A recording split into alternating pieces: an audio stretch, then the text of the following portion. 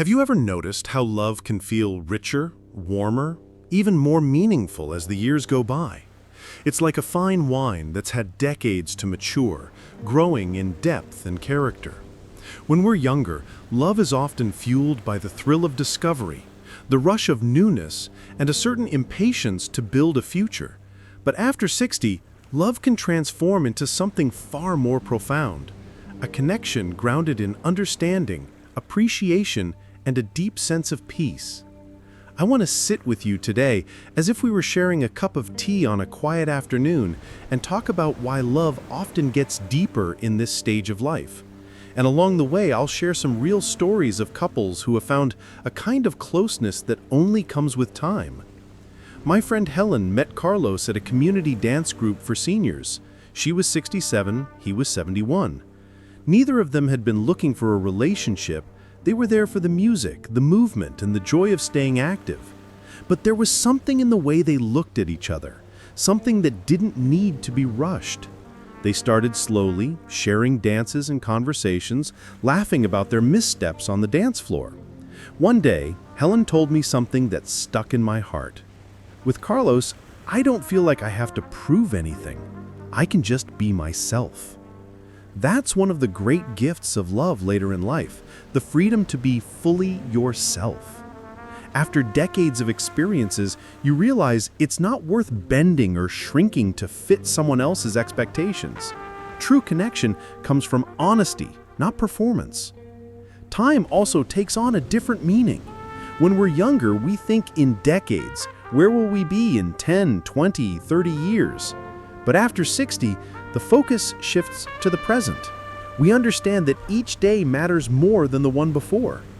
Michael, a gentleman I met while traveling, told me that he and his wife Diane have a simple ritual. Every morning before breakfast, they sit together on their porch and share something they're grateful for from the day before. Sometimes it's a big thing, like a family celebration. Other times it's small, a shared laugh, a beautiful sunset, a delicious meal.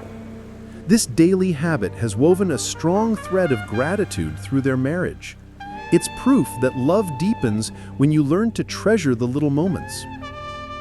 There's also a different kind of strength that comes from having faced life's challenges. Grace and Arthur's story is a beautiful example. They met while volunteering at a hospital. Grace had lost her husband years before, and Arthur was caring for a sick brother. They started as friends, leaning on each other for support and companionship. One afternoon, Grace said to him, "I know what it's like to lose, and that's why I value what I have now." When they decided to build a life together, it wasn't about fixing each other's pain, it was about adding to each other's joy.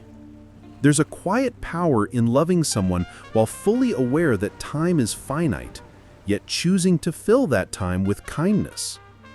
Many couples also talk about the relief of not having certain pressures anymore. There's no longer the same need to climb the career ladder, buy a bigger house, or raise children. The focus shifts toward shared experiences, health, and creating meaningful memories. Joao and Marisa, for example, sold their large home and moved into a small apartment by the ocean.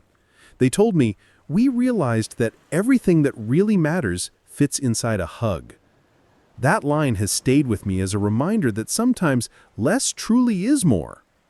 Of course, even later in life, love isn't free from challenges. There can still be fears, losing independence, facing illness, or feeling self-conscious about a body that has changed over the years.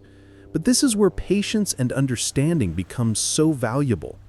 Roberto, a man in his late 70s, once said to me, "She doesn't love me for my white hair, but for the way I listen to her." The small things, listening fully, respecting each other's space, showing affection in quiet ways, become the building blocks of intimacy. Forgiveness also seems to come more easily with age. Maria and Richard, for instance, have an agreement. They never go to sleep angry. Even if they haven't fully solved an argument, they make sure to hug and remind each other that they're on the same team. This kind of practice doesn't erase problems, but it strengthens the foundation. And when your foundation is strong, any storm becomes easier to weather. I like to think of love after 60 as a garden. You're not trying to conquer new territory anymore. You're tending to something you've chosen to nurture every day. It's still work, but it's joyful work. Some couples travel together. Some cook side by side. Some take evening walks holding hands. The activity doesn't matter as much as the intention behind it. And intimacy itself takes on a broader meaning.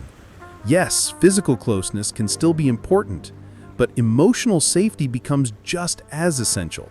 When you find someone who knows your scars and still thinks you're amazing, you've found a rare kind of connection. It's like your heart has found a safe place to rest. Celebrating small victories also plays a big role.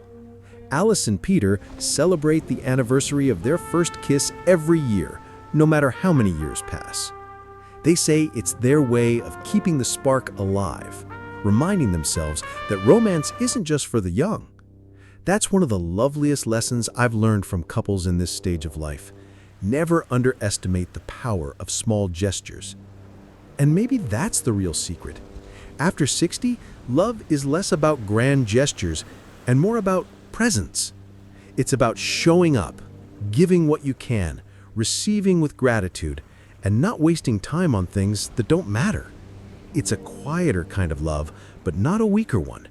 In fact, it's often stronger because it's built on a foundation of shared life experience. If you're living a love like this, or hoping to find one, remember that it can be deeper, truer, and more beautiful than anything you've known before.